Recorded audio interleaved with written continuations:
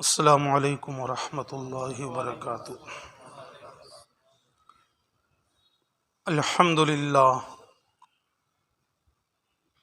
للہ رب العالمین والعاقبۃ للمتقین والصلاة والسلام علی رسول الکریم وعلی آلہ واصحابہ اجمعین، اما بعد فاعوذ باللہ من الشیطان الرجیم، بسم اللہ الرحمن الرحیم۔ لا تحزن ان اللہ معنا، صدق اللہ المولانا العظیم وصدق رسولہ النبی الامین المکین الکریم، ونحن علی ذلک لمن الشاہدین والشاکرین والحمد للہ رب العالمین۔ یا خدا بہر جناب مصطفیٰ امداد کن، یا رسول اللہ از بہر خدا امداد کن۔ یا شہید کربلا یا دافع کرب و بلا، گل رخا شہزادہ گلگو کو با امداد کن۔ غوث اعظم بمن بے سر و ساما مدد، قبلہ دی مدد، کعبہ ایما مدد۔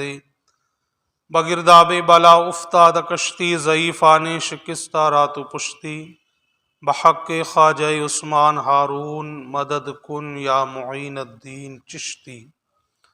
معزز و مکرم سامعین کرام، راہ و منزل کے رفیق و شمع رسالت کے پروانوں، آئیے ہم اور آپ سب سے پہلے اپنے آقا و مولا اللہ کے رسول دانۂ غیوب احمد مجتبیٰ حضور محمد مصطفیٰ صلی اللہ تعالی علیہ وسلم کی بارگاہ مقدسہ میں انتہائی خلوص اور محبت کے ساتھ ہدیہ درود و سلام پیش کریں اور پڑھیں اللہم صلی علی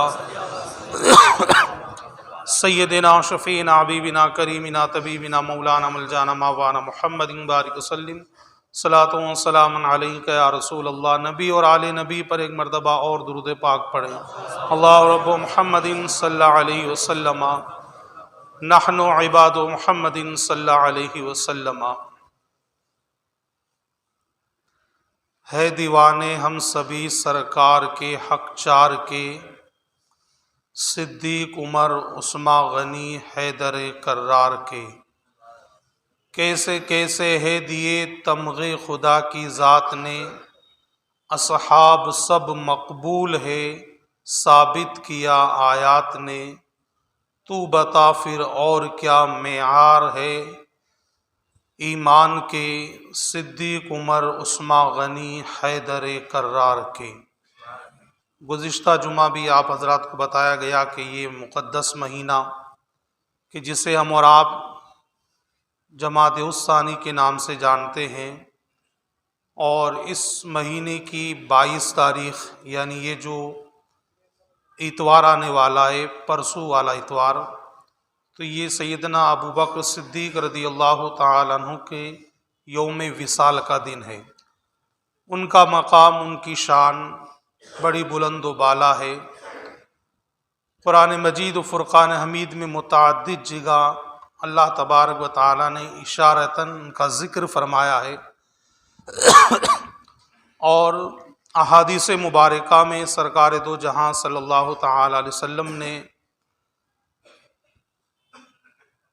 تفسیر کے ساتھ میں آپ کا ذکر جمیل ہوا ہے۔ تو سیدنا ابو بکر صدیق رضی اللہ تعالیٰ عنہ کی ذات مقدسہ وہ ہے کہ حضور کی امت میں سب سے بڑا مقام بعد نبی یعنی نبی کے بعد میں آپ ہی کا ہے۔ یوں تو تمام صحابہ اکرام عزت و عظمت والے ہیں، مگر ان میں سب سے زیادہ اللہ تبارک و تعالیٰ نے جو بلندی عطا فرمائی ہے وہ سیدنا ابو بکر صدیق رضی اللہ تعالیٰ عنہ کی ذات مقدسہ ہے۔ پہلے خلیفہ آپ ہیں، پہلے امام آپ ہیں، پہلے مسلمان آپ ہیں۔ ایمان لانے کے اندر سب سے پہلا نمبر سیدنا ابو بکر صدیق رضی اللہ تعالیٰ عنہ کا آتا ہے، اور ایمان لانے کے بعد جو قربانیاں اور جو اللہ کے رسول صلی اللہ تعالی علیہ وسلم پر اپنا مال خرچ کیا، اپنی دولت خرچ کی، اس کے بارے میں تو سرکار نے یہ فرمایا کہ جس نے اسلام کی خدمت کی اور اسلام کے لیے اپنی دولتوں کے منہ کھولے تو ہر ایک کے احسان کا بدلہ میں نے چکا دیا ہے، مگر سیدنا ابو بکر صدیق رضی اللہ تعالیٰ عنہ کی ذات مقدسہ وہ ہے کہ ان کا بدلہ اللہ تبارک و تعالیٰ خود عطا فرمائے گا۔ یوں تو بہشت یعنی جنت کے جو دروازے ہیں، باب الصلاۃ، باب الصوم، باب الزکوٰۃ، الگ الگ ہیں، اور اللہ تبارک و تعالیٰ جسے چاہے گا اس شان سے اس میں داخل فرمائے گا۔ یعنی اگر کثرت کے ساتھ اس نے روزے رکھے ہوں گے تو باب الصوم سے وہ داخل ہوگا، کثرت کے ساتھ نمازیں پڑھی ہوگی تو باب الصلاۃ سے وہ داخل ہوگا۔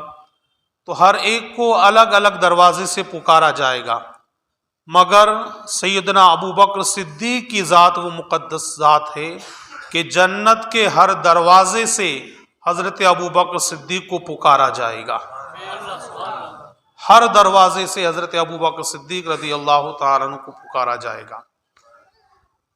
اور سرکار نے بڑا اونچا مقام بتایا ہے سیدنا ابو بکر صدیق رضی اللہ تعالیٰ عنہ کا۔ ایمان لانے کا واقعہ دیکھیں آپ کہ جب حضرت سیدنا ابو بکر صدیق رضی اللہ تعالیٰ عنہ نے اسلام کو قبول نہیں کیا تھا، ملک شام آپ تجارت کے لیے گئے تھے، جب تجارت کی غرض سے آپ وہاں تھے تو آپ نے دیکھا خواب کے اندر کہ آسمان کا چاند اور آسمان کا سورج جو ہے آپ کی گود کے اندر آ گیا ہے۔ آپ نے جب ان دونوں کو اپنی گود کے اندر دیکھا تو ملک شام کے راہب یعنی جو عیسائیوں کا عالم تھا اس کے پاس گئے، جانے کے بعد اس سے کہا کہ میں نے رات کے اندر ایک خواب دیکھا ہے، اور وہ خواب یہ ہے کہ آسمان کا چاند، آسمان کا سورج میری گود کے اندر ہے، تو اس خواب کی تعبیر کیا ہے؟ تو اس راہب نے کہا کہ آپ رہنے والے کہاں کے ہیں؟ تو آپ نے فرمایا کہ میں مکہ کا رہنے والا ہوں۔ کہا کہ آپ کا نام کیا ہے؟ آپ نے بتایا میرا نام عبداللہ ہے۔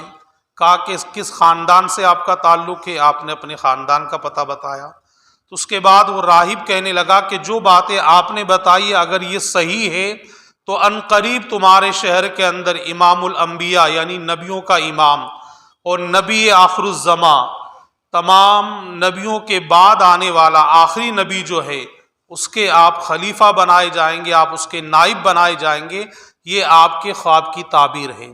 تو حضرت ابو بکر صدیق رضی اللہ تعالیٰ عنہ نے یہ سن کے بعد مکہ تشریف لائے۔ مکہ آنے کے بعد آپ کو پتہ چلا کہ ہمارے ہی خاندان کے محمد بن عبداللہ نے نبی ہونے کا دعویٰ کیا ہے، تو آپ سرکار کے پاس گئے، جانے کے بعد کہا کہ آپ نے نبی ہونے کا دعویٰ کیا ہے؟ سرکار نے فرمایا ہاں اللہ نے مجھے نبی بنایا ہے۔ تو کہا کہ جو نبی ہوتا ہے اللہ تو اسے معجزے دیتا ہے، آپ کو اللہ نے کیا معجزہ دیا ہے وہ آپ بتائیں۔ تو سرکار نے فرمایا اے ابو بکر کیا وہ معجزہ کم ہے جو ملک شام میں دیکھ کر آئے ہو؟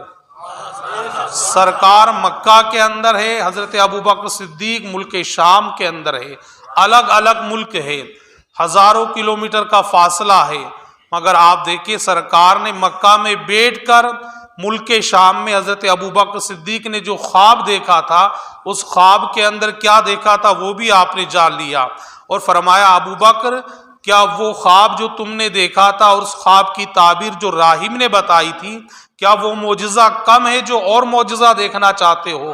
اسی وقت سیدنا ابو بکر صدیق نے دست مصطفیٰ پر اپنا ہاتھ دیا، کلمہ پڑھ کر مسلمان ہو گئے۔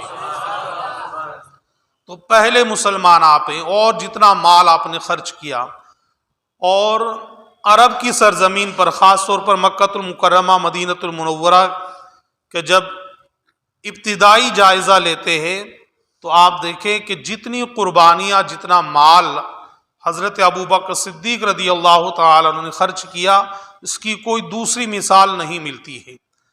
حضرت بلال رضی اللہ تعالیٰ عنہ کو خرید کر آزاد کرنے والے حضرت ابو بکر صدیق ہے۔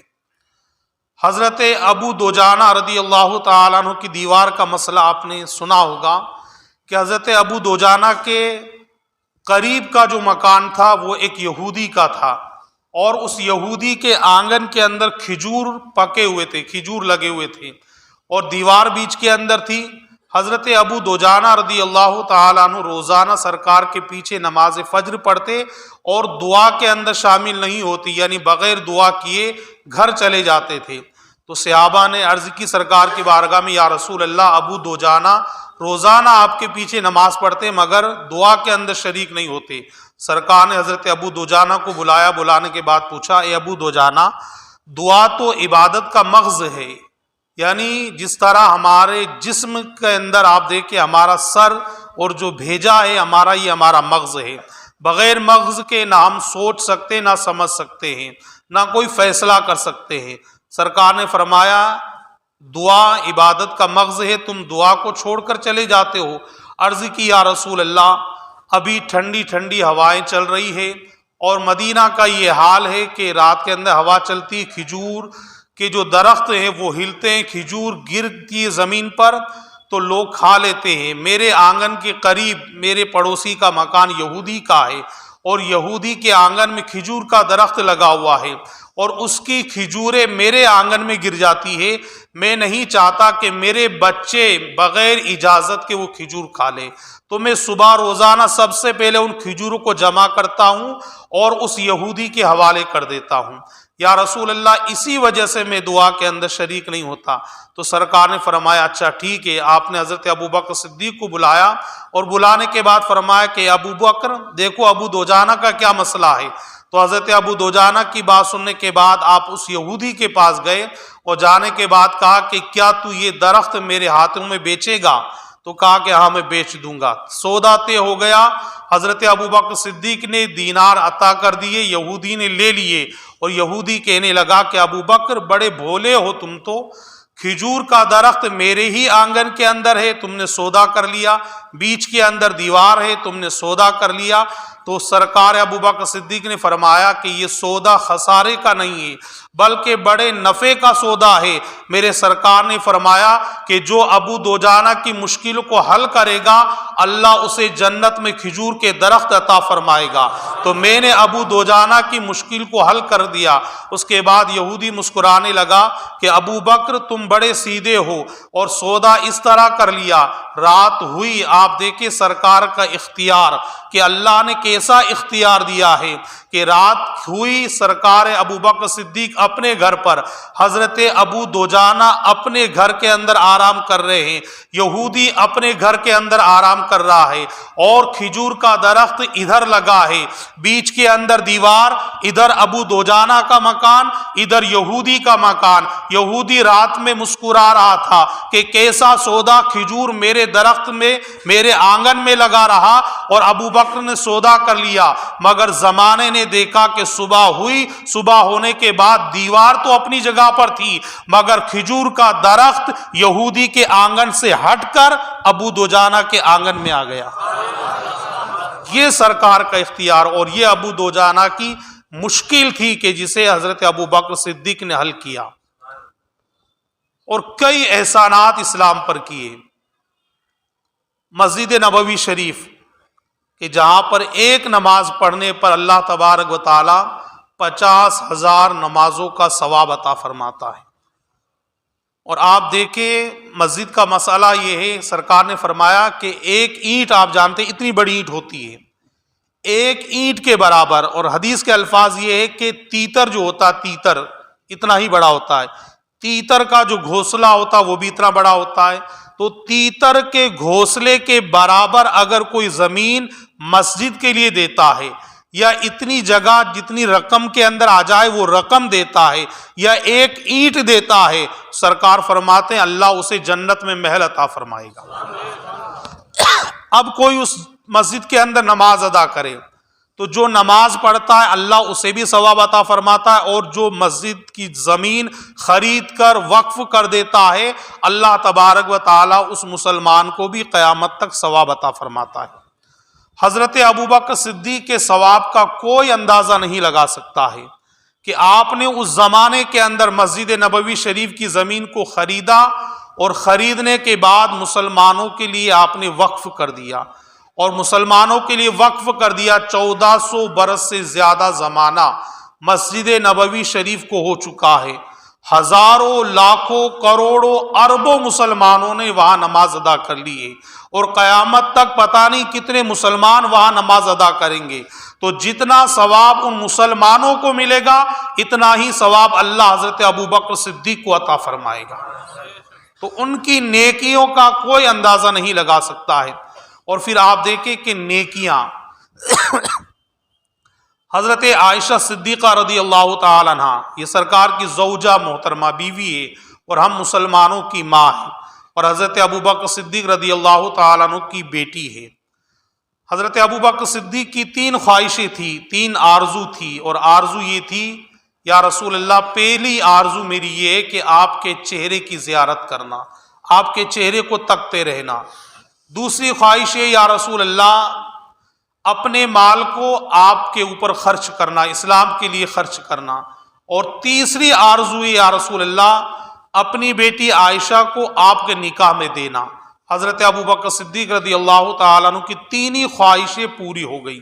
حضرت عائشہ صدیقہ رضی اللہ تعالیٰ عنہ اور سرکار اپنے گھر کے آنگن کے اندر تشریف فرما تھے، آسمان کی طرف دیکھ رہے تھے۔ حضرت عائشہ نے آسمان کی طرف دیکھا، دیکھنے کے بعد عرض کی یا رسول اللہ، یہ آسمان میں جتنے ستارے ہیں کیا اتنی نیکیاں کسی کی ہے؟ تو سرکار نے فرمایا کہ ہاں عائشہ، اتنی نیکیاں تو میرے عمر کی ہے۔ حضرت عائشہ صدیقہ بیٹی ہے حضرت ابوبکر صدیق کی، خواہش تھی کہ میرے والد کا نام آئے گا، مگر سرکار نے حضرت عمر فاروق اعظم کا نام لیا۔ تو حضرت عائشہ صدیقہ عرض کرتی یا رسول اللہ، جب عمر فاروق اعظم کی اتنی نیکیاں ہیں کہ جتنے آسمان میں ستارے ہیں، تو پھر میرے باپ ابو بکر کی نیکیاں کہاں گئی؟ تو سرکار نے فرمایا عائشہ، جتنی نیکیاں عمر کی ہے یہ ساری نیکیاں ایک طرف ہے، اور ابو بکر کی ایک نیکی ایک طرف ہے۔ اب وہ نیکی آپ دیکھیں کون سی نیکی ہے کہ ہجرت کی رات کے اندر جب سرکار حضرت ابوبکر صدیق رضی اللہ تعالیٰ عنہ کے گھر پہنچے، اور حضرت ابوبکر صدیق سرکار کے ساتھ کے اندر مدینہ کی طرف روانہ ہونے سے پہلے جس غار کے اندر آپ نے آرام فرمایا تھا، اس غار کی وہ نیکی ہے کہ جہاں آج بھی اچھا خاصا نوجوان، جبکہ بڑا اچھا راستہ ہو چکا ہے، مگر اس کے باوجود بھی 10 جگہ رکنے سے پہلے وہاں بلندی تک نہیں پہنچ سکتا، یعنی 10 جگہ تو کم سے کم اسے سانس لینا پڑے گا، اس کے بعد وہاں پہنچے گا۔ اور اسی غار کے اوپر سیدنا ابوبکر صدیق کا معاملہ یہ تھا کہ سرکار کو اپنے دوش مبارک پر یعنی کندھے مبارک پر بٹھا کر حضرت ابوبکر صدیق اوپر گئے تھے۔ اور پھر آپ دیکھیں یہاں پر جو سرکار پر اللہ تبارک و تعالیٰ نے جو کرم کیا، اور حضرت ابوبکر صدیق پر جو کرم کیا، یوں تو روزانہ سرکار کے رخ زیبا کی زیارت تمام صحابہ کیا کرتے تھے، مگر ہجرت کے بعد یہ 3 راتیں جو یہاں گزاری گئی، ان راتوں کے اندر سوائے ابوبکر صدیق کے سرکار کے چہرے کی زیارت کسی اور نے نہیں کی تھی۔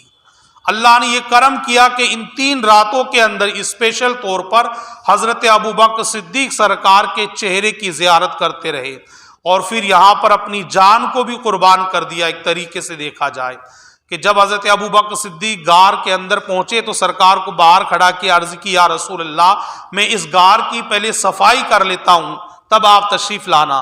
سرکار باہر رکے، حضرت ابوبکر صدیق اندر گئے تو جا کر دیکھا کہ غار میں جگہ جگہ پر سوراخ ہے، اور جب سوراخ ہے تو اس کا مطلب یہاں پر موذی جانور ہے، ایذا پہنچانے والا جانور ہے۔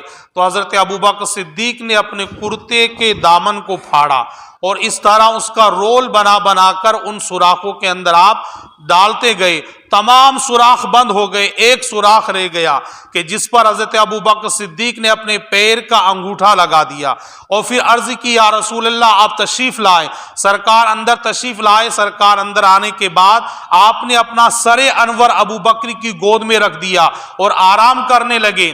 اللہ کا کرم دیکھے کہ جب سرکار اس غار کے اندر داخل ہوئے تو اللہ نے حکم دیا مکڑی کو، مکڑی نے اس غار کے منہ کے اوپر جالا تان دیا، جب جالا تن گیا تو اللہ نے حکم دیا کبوتر کو، کبوترنی نے وہاں پر آ کر انڈے دے دیے۔ اب جو بھی آتا وہ یہ دیکھتا کہ اندر تو وہ جا نہیں سکتے، اس لیے کہ اگر اندر جاتے تو جالا سلامت نہیں ہوتا، اندر جاتے تو کبوتر کے انڈے جو ہے پھوٹ جاتے، اس کا مطلب یہاں پر وہ نہیں ہے۔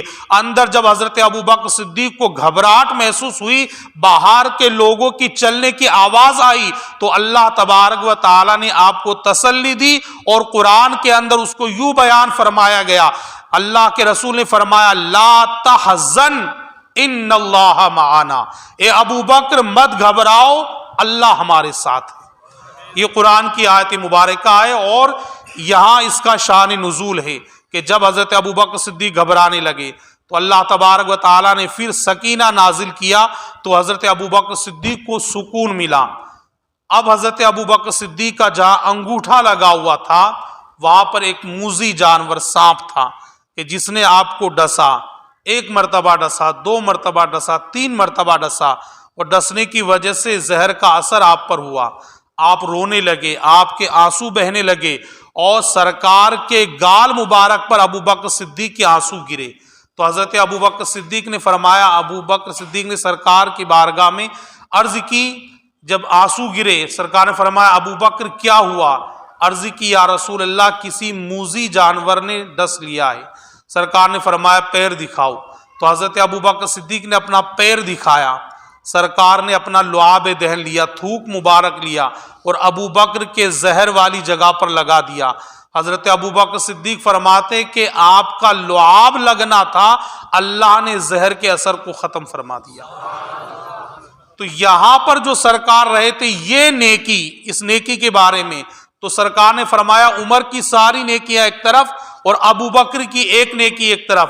اور حضرت عمر فاروق اعظم کیا عرض کرتے تھے کہ اگر میری ساری نیکیاں لے لی جائے اور ابوبکر کی غار والی نیکی مجھے دے دی جائے تو میں اپنی ساری نیکیاں ابوبکر کے اوپر قربان کر دوں گا۔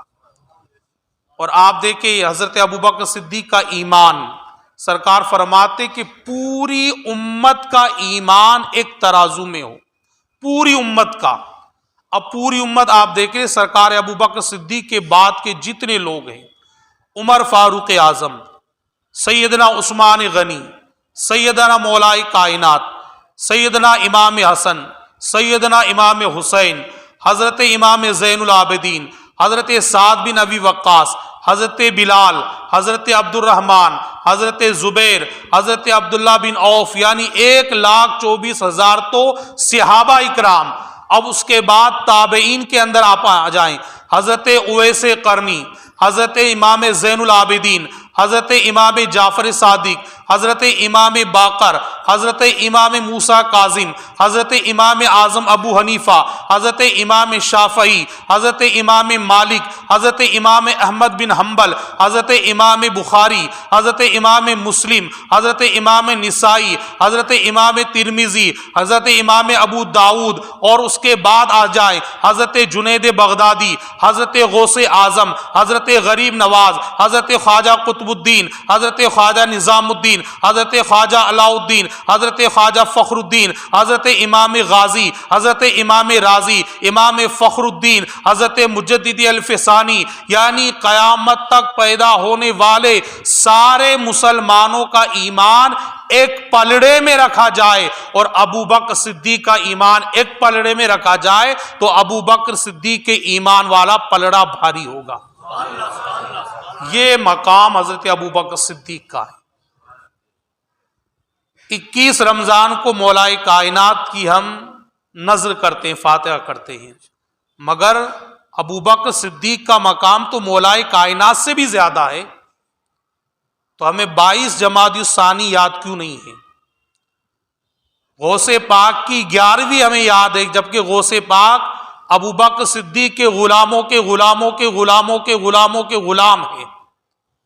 غریب نواز کی 6 تاریخ 6 شریف ہمیں یاد ہے، جو کہ حضرت ابوبکر صدیق کے غلاموں کے غلاموں کے غلاموں کے غلام ہیں، مگر آپ غور کریں پھر حضرت ابوبکر صدیق کا تو ان تمام اولیاء، تمام قطب، تمام ولی، تمام غوث، ان تمام لوگوں سے زیادہ اونچا مقام حضرت ابوبکر صدیق کا ہے کہ جو اتوار والا دن آ رہا ہے تو ہمیں چاہیے کہ ہم اپنے آقا سیدنا ابوبکر صدیق رضی اللہ تعالیٰ عنہ کی بارگاہ کے اندر خراج عقیدت پیش کریں۔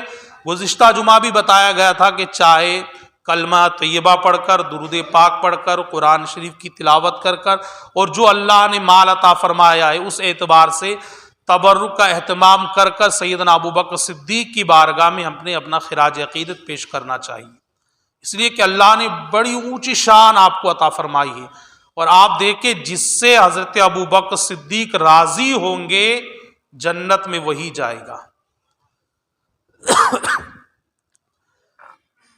دور حاضر کے اندر جہاں پر شیعہ فرقے نے اہل سنت والجماعت پر کئی وار کیے، اور وہابی فرقہ تو گستاخ فرقہ ہی، تو اس کو تو ہم گستاخی کی بنیاد پر پہچان لیتے ہیں وہابیوں کو تو، مگر آپ دیکھیں یہ شیعہ فرقہ جو ہے اہل بیت کی آڑ لے کر، یعنی نبی کے گھر والوں کی محبت کا دم بھر کر صحابہ اکرام کی شان میں گستاخی کرتا ہے۔